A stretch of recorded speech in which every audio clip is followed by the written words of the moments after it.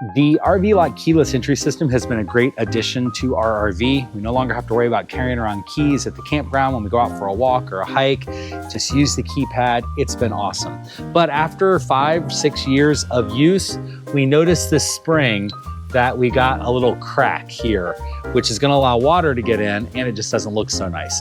So we went to replace it and found out that they now actually offer a silicone replacement pad. So rather than having to buy an all new lock, we just have to replace the pad. Just want to show you how easy it is. If you have an older lock, you might be able to do the same thing. The first thing I have to do is remove the whole faceplate from the lock.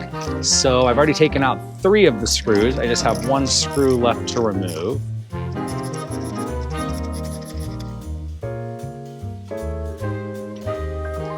And now once I get this opened up, I just have to disconnect the 2 pieces. This little pin just snaps open.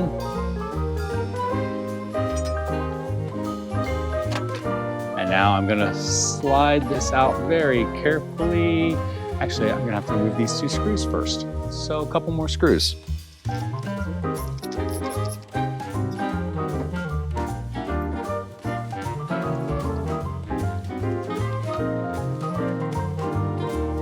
Now that I have the faceplate off, I'm gonna, from the inside, remove these 5 screws. Very carefully going to kind of lift this up and out. It's attached, so I don't want to pull away. I just have to kind of wiggle it out to get it off. There it goes.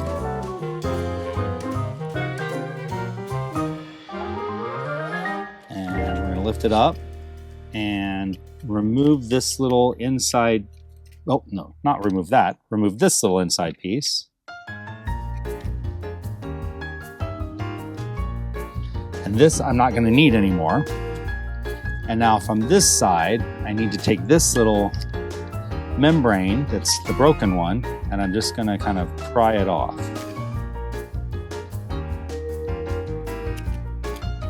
Or just push it off. So I'm just gonna break the rest of it off. It's kind of sticky, so just wanna make sure we get all of it.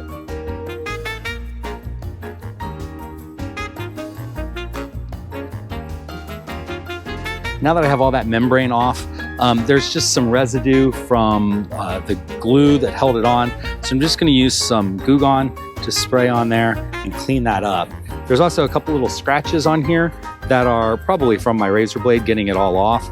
And I've found that you can often go in with just a black Sharpie and kind of hide a lot of those little things.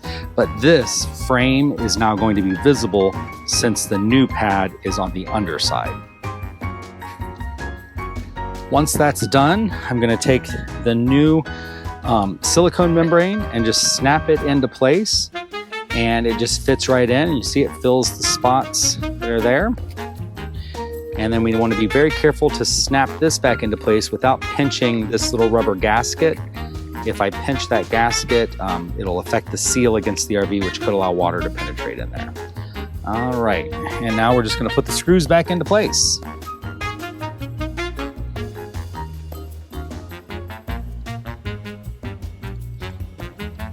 We want to get these screws really snug into place, but don't over tighten them. That could actually make the sensor think it's being pressed.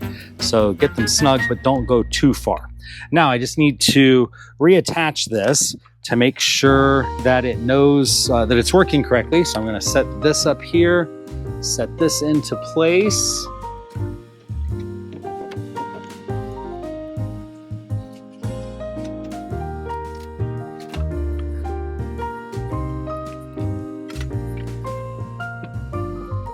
Reattach this right here.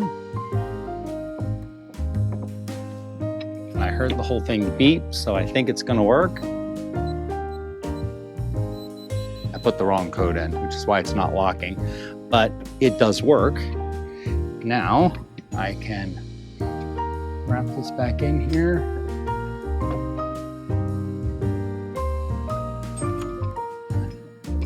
And reattach these screws, put the faceplate back on, and we're good to go.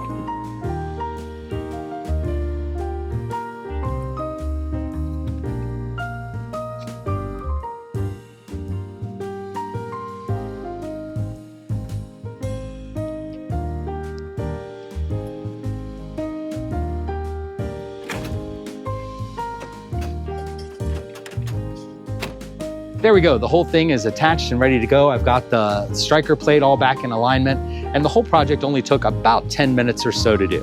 Thanks for watching. Make sure you check out our other hacks and modifications playlists. They're linked up here above, and we'll see you out on the road for your next adventure.